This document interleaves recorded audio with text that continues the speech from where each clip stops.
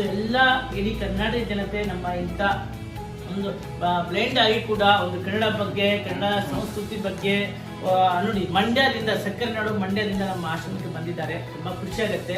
So ಮಕ್ಕಳು ನೋಡ್ಬೇಕು, ನಿಮ್ಮ ಆಶ್ರಮಕ್ಕೆ ಬರ್ಬೇಕು ತುಂಬಾ ಹೇಳ್ತಾ ಇದ್ರು, ಇವತ್ತು ಬಂದಿದ್ದಾರೆ, ತುಂಬಾ ಖುಷಿ ಆಯ್ತು. ಸೊ ನಾನೇನು ಹೇಳೋಂಗಿಲ್ಲ, ಎಲ್ಲ ಅವರೇ ಹೇಳಿ ಮುಗಿಸಿದ್ದಾರೆ. ಸೊ ಯಾಕಂದ್ರೆ ದಯವಿಟ್ಟು ನೀವು ನಮ್ಮ ಸಂಸ್ಥೆಗೆ ಬಂದು ಭೇಟಿ ಕೊಡಿ. ಹಾಗೆ ನಮ್ಮ ದಾನಿಗಳ ಅವಶ್ಯಕತೆ ಇದೆ. ದಯವಿಟ್ಟು ನೀವು ಹುಟ್ಟುಹಬ್ಬ, ಪುಣ್ಯತಿಥಿ ಇತ್ಯಾದಿ ಕಾರ್ಯಕ್ರಮಗಳನ್ನು ಅಲ್ಲಿ ಮಾಡುವ ಬದಲು ಇಲ್ಲಿ ನಮ್ಮ ದೇವರ ಮಕ್ಕಳಿಗೆ ಅನ್ನದಾನ ಮಾಡುವ ಮೂಲಕ ಅರ್ಥಪೂರ್ಣವಾಗಿ ಇಲ್ಲಿ ಸೆಲೆಬ್ರೇಟ್ ಮಾಡ್ಕೋಬಹುದು. ಸೊ ಹೀಗಾಗಿ ಈ ನಮ್ಮ ಅಂದಾಣಿಯವರು ಬಂದಿದ್ದಾರೆ. ಸೊ ನಮ್ಗೆ ತುಂಬಾ ಖುಷಿ ಆಗಿದೆ.